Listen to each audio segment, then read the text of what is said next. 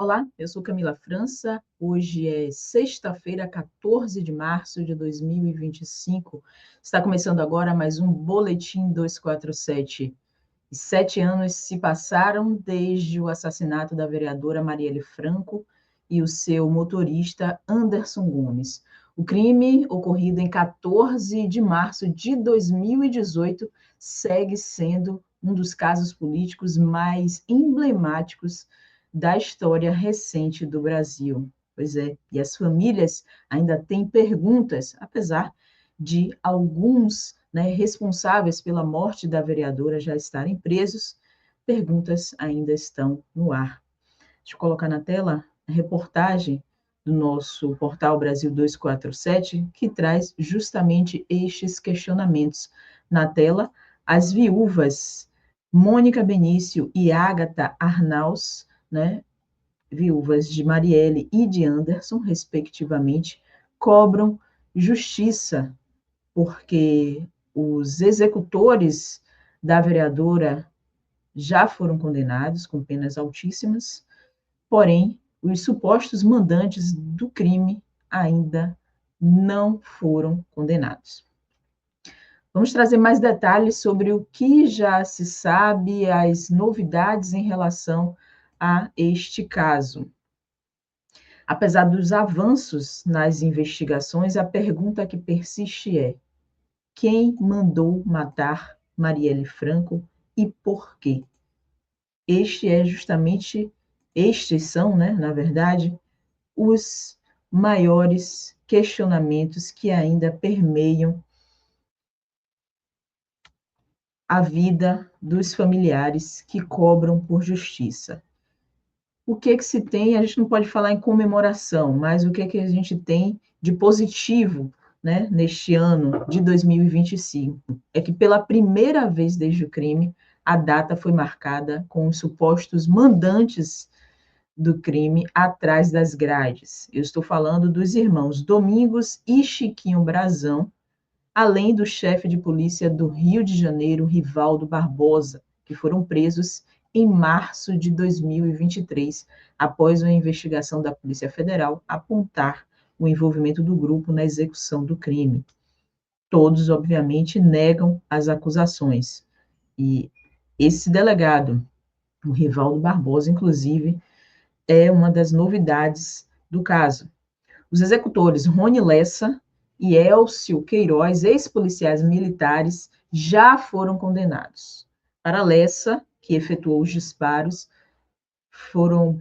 ele foi condenado a 78 anos e 9 meses de prisão. Já Elcio, responsável por dirigir o carro usado na emboscada para matar a vereadora e o seu motorista Anderson Gomes, foi sentenciado a 59 anos e 8 meses. Mas para as famílias, a luta ainda não terminou.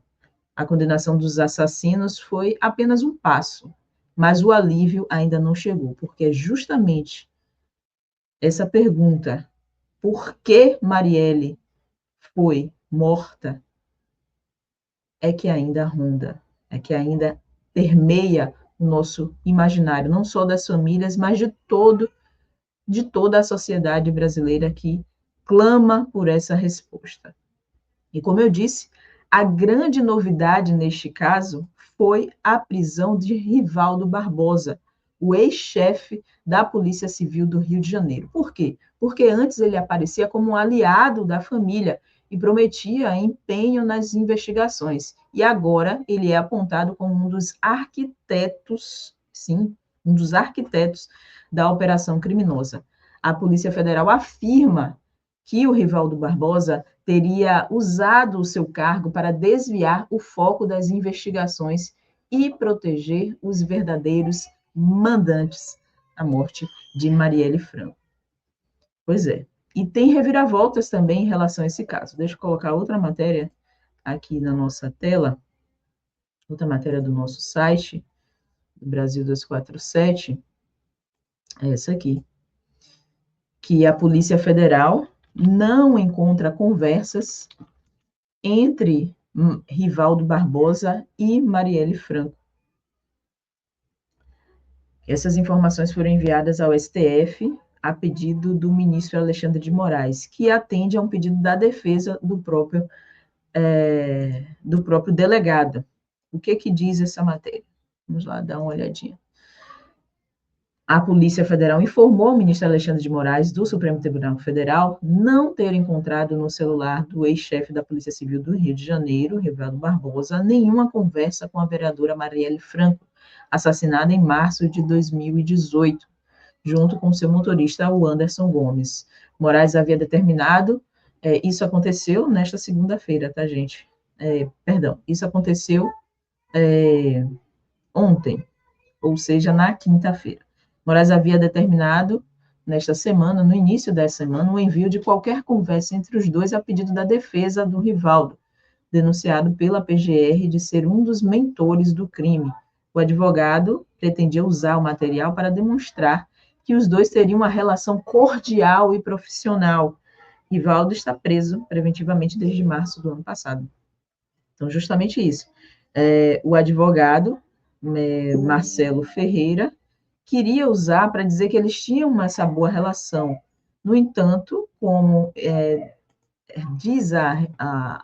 as investigações, dizem as investigações da Polícia Federal, na verdade, eles não tinham essa relação, não foi encontrada nenhuma conversa entre os dois, e por isso só reforça que, de fato, o Rivaldo Barbosa, ele usaria do seu cargo para poder facilitar, né, prejudicar, na verdade, as investigações e facilitar a vida dos supostos mandantes do crime, que seriam aí os irmãos Brazão.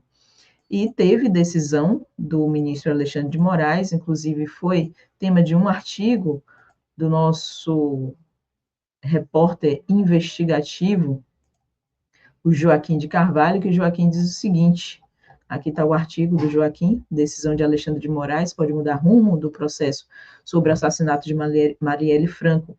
O ministro do STF aceitou o pedido da defesa do delegado para juntar novas provas, inclusive cópias de conversa, como eu disse anteriormente, que não foram encontradas. O ministro atendeu a esse pedido, e as conversas mostram que o delegado tinha uma boa relação com a então vereadora, que inclusive atendia seus pedidos para entrar com segurança na favela da Maré. Isso foi uma reportagem, foi no dia 10, né, de março, esse artigo do Joaquim. E, no entanto, a reportagem da Agência Brasil, que eu mostrei anteriormente, mostrou que não existiam essas conversas, portanto. Então, ao longo do tempo, a gente vai encontrando novas informações em relação a este caso que chocou não só o Brasil, mas também o mundo. E agora, o que é que fica, né? Enquanto o caso segue na justiça, o Instituto Marielle Franco mantém viva a memória da vereadora. Aqui está uma matéria também no nosso portal Brasil 247, deixa eu colocar aqui para vocês, que uma série de atividades está sendo realizada neste mês de março para falar sobre a Marielle, cobrar justiça também, inclusive, porque ainda pergunta-se sobre quem encomendou a morte de Marielle e, sobretudo, por que a vereadora Marielle Franco foi morta. Aqui, matéria do Instituto Marielle Franco, que promove essa série de eventos para marcar estes 7 anos das mortes de Marielle e do seu motorista Anderson Gomes. Hoje, a programação inclui uma missa em memória de Marielle, realizada na Igreja Nossa Senhora do Parto, no centro do Rio de Janeiro.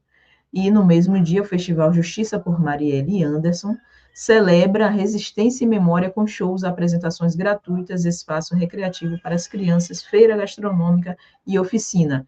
E no dia 15 de março, amanhã, no sábado, o Instituto Marielle, em parceria com a editora Astral Cultura, promove o lançamento do livro infantil A História de Marielle Franco, de autoria da professora Pamela Passos, comadre e pesquisadora de Marielle. A obra, com 80 páginas, é voltada para crianças e apresenta um olhar sobre a infância de Marielle na comunidade da Maré, no Rio de Janeiro, além de sua trajetória ativista e também sua luta como mãe e também como mulher. Então, portanto, uma grande programação. Se você quiser ter acesso a esse conteúdo da programação do Instituto Marielle, basta acessar o nosso portal brasil247.com.br. E a pergunta que não quer calar, né? Quem mandou matar Marielle e por quê? A gente espera, assim como a família, que em 2026 a gente possa encerrar este capítulo, já este ano, né, de 2025, e que no ano de 2026 sejam apenas memórias, e não só questionamentos em relação a este crime brutal contra a vereadora Marielle Franco e também contra o seu motorista, o Anderson Gomes. O Boletim 247 fica por aqui e volta a qualquer momento com outras notícias. Obrigada.